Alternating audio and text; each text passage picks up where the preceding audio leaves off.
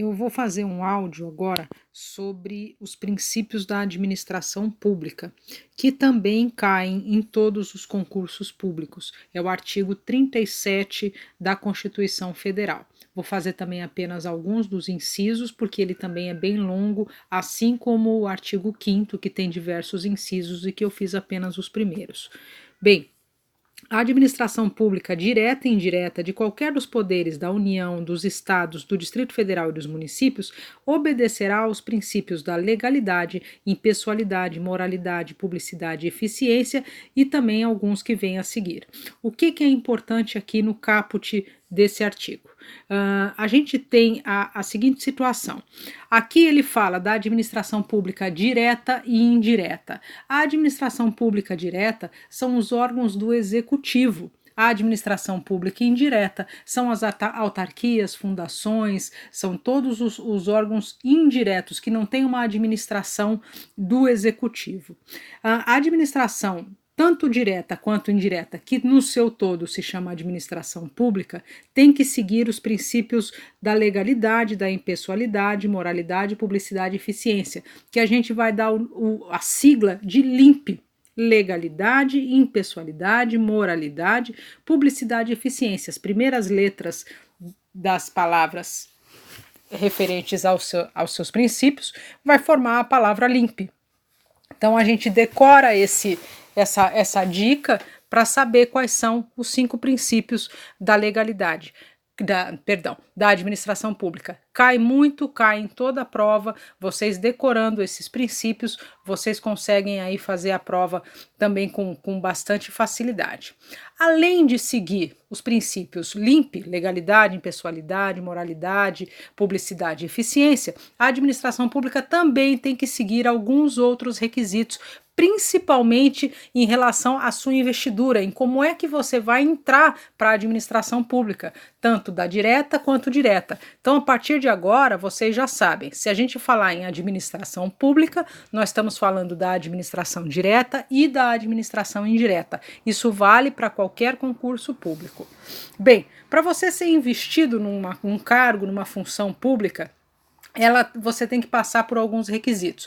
O primeiro requisito: todos os brasileiros que preencham os requisitos necessários, ter 18 anos, estar em gozo dos direitos políticos, pode prestar um concurso público e se habilitar, assim como os estrangeiros, dentro do que a lei permite. Por quê?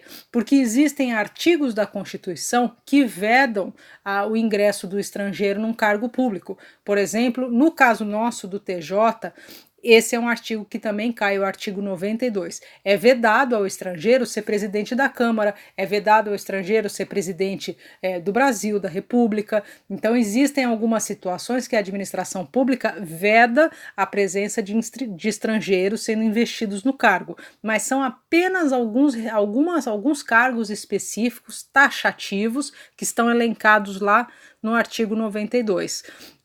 De maneira geral, é permitido a todos os brasileiros que preencherem os requisitos, assim como aos estrangeiros. E ele não fala que precisam ser naturalizados, ele menciona que podem ser todos os brasileiros que preencherem os requisitos, assim como os estrangeiros. Bem, além disso, para você ser investido no cargo em qualquer administração pública, você precisa passar numa prova. Então, você precisa ser aprovado num concurso público de provas ou de provas e títulos de acordo com a natureza e complexidade do cargo. O que quer dizer isso? Existem investiduras que pedem apenas uma prova, existem outras que pedem uma prova e um concurso de títulos, ou seja, não basta você passar na prova, os títulos que você adquiriu de conhecimento serão necessários ou serão válidos para você ser investido naquele cargo público. Então, a investidura em cargo, emprego público, depende de aprovação prévia anterior em concurso público de provas ou de provas e títulos, de acordo com a natureza e complexidade do cargo ou do emprego na forma prevista em lei, ressalvadas as nomeações para cargos de comissão declarados em lei de livre nomeação e exoneração. Ou seja, Para você ser investido num cargo público da administração direta e indireta, você tem que passar num concurso de provas ou de provas e títulos para que você assuma aquele cargo, ressalvadas as nomeações que são livres desse processo. Ou seja, o prefeito vai nomear os seus assessores e eles farão parte da administração direta. Eles não vão precisar passar por esse processo de provas e títulos. Eles serão nomeados, assim como eles também serão exonerados à vontade de quem os nomeou. Eles serão demitidos, eles serão colocados para fora da administração pública, se assim a autoridade que os nomeou julgar necessário. Diferente do concursado público, que tem um processo administrativo, tem sindicância, uma série de situações que vai fazer com que o seu gestor não possa simplesmente demiti-lo. Então, os cargos de livre nomeação e exoneração, eles também são investiduras de administração pública, mas elas são diferentes. A regra para todos é fazer um concurso de provas ou de provas e títulos, ressalvadas as nomeações de livre nomeação e exoneração. Isso também é uma coisa importante de vocês saberem. Bem, o prazo de um concurso público, ele será de até 2 anos, prorrogáveis por igual período, uma única vez. Aqui a gente tem que se atentar. Por quê? Porque o prazo é prorrogável até 2 anos. Então ele pode ter o prazo de 1 ano e ser prorrogado por mais 1 ano, uma única vez. Então essas duas informações são muito importantes. A palavra até 2 anos, prorrogáveis uma única vez.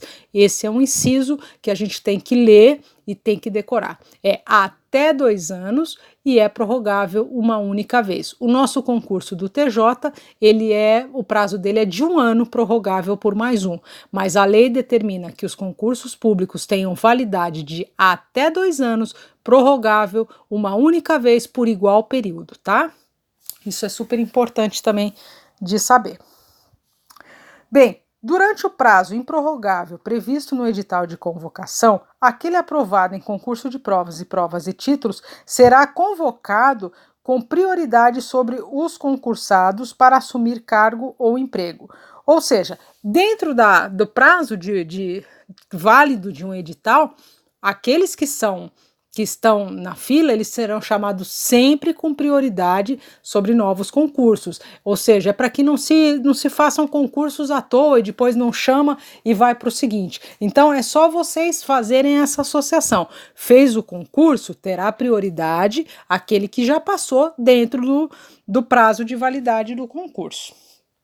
As funções de confiança exercidas exclusivamente por servidores ocupantes de cargo efetivo e os cargos em comissão a serem preenchidos por servidores de carreira, nos casos e condições e percentuais mínimos previstos em lei, destinam-se apenas às atribuições de direção, chefia e assessoramento. Este cai demais. Então a gente tem que saber que as funções de confiança, elas destinam-se apenas às atribuições de direção, chefia e assessoramento. Você não vai ter um assessor, um assessor que não seja de confiança. Por isso a livre nomeação. Você vai poder confiar àquele que você julgar necessário ou capaz para exercer aquelas funções de acordo com o seu julgamento. Então, essas funções de confiança serão exercidas sempre. No caso de chefia, direção e assessoramento. Esse é um inciso que cai em todas as provas da VUNESP. É sempre bom ter bastante atenção com isso. O inciso seguinte, ele gera uma dúvida. Ele fala: é garantido ao servidor público civil o direito à livre associação sindical. Isso prevê a nossa querida Constituição, mas o nosso Estatuto do Servidor Público não prevê isso, nem tampouco a greve. Ele veda a greve.